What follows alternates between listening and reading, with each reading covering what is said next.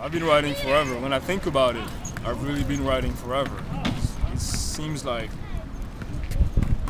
it was always my first reflex. Whenever something happened, whenever something was interesting, something was different, I would just go as a little kid and just write about it. And when I think about it, it was a second nature. It was here all along.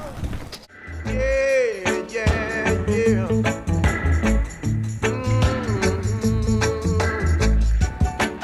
I've been trying a long, long time, still I can't make it. Everything I try to do seems to go wrong. It seems I have done something wrong, while they're trying to keep it down. It's called Better Will Come. It's a novel based on the reparations issue, and follows two brothers who started a church in Washington, D.C. The church is really the brainchild of Joe Wilson, the younger brother, and he decides to start a church after he loses his job in a big corporation. His inspiration is Ron Hubbard, the founder of Scientology.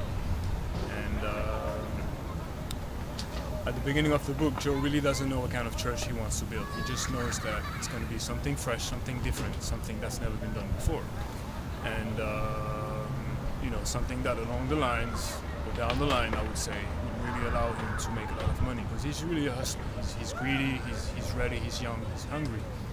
He has no spiritual bone in him whatsoever. He wants a church. He wants something that really can profit from. He doesn't know yet, what he wants. He doesn't know what kind of movement, what kind of church he wants.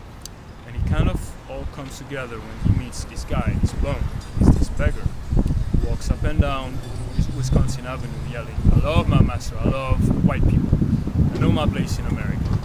And it's basically this dude who is just a hustler, kind of like Joe, on a much smaller scale, but who uses segregation, who uses slavery as a one line to just rip people off. And he's in white people's faces all the time, talking about, "I love you guys, you guys are the best, I know my place, I know, I can never get to your level, you have to take care of me," basically. It's a riff on slavery, it's a riff on discrimination. And it makes people so uncomfortable that they automatically reach for their wallet and they just, shut him up, basically. It's just outrageous. And so Joe watches this guy kind of apply his trade, and he just gets the inspiration of doing what this guy does on a much bigger scale. This guy is black, Joe is white, comes from all white background, never had any black friends, doesn't know much about black culture, black people. But of course he knows about slavery, he knows about discrimination, and he's heard about the reparations issue.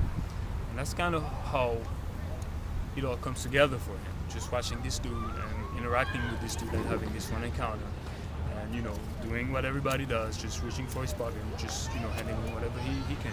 He goes from there and thinks about a movement, thinks about something that would just bring the reparations movement, the reparations issue to the forefront. The church is called the Church of Retribution, and he starts it in a storefront of Georgia Avenue, in kind of a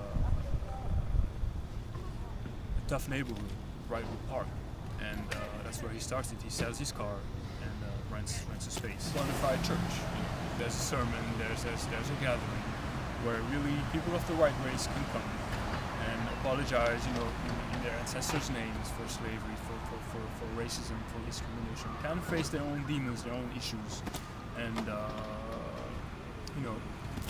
and just basically say their piece. And on the other end, you have black congregants who really take it all in and just feel gratified, feel kind of vindicated, and get to say their part as well. So it's kind of a unifying church, a place where people really of both races can come, congregate, get together, and finally just get a discussion started, get a dialogue started on race. So that's the whole idea. People to kind of say, okay, what would I do, in this position, what would I really, how would I act, how, do I care about racism, do I care about, what's going on every day, do I have any black friends, do I have any white friends? I mean, you can read the book and just feel entertained, you can just read it and, think nothing about it.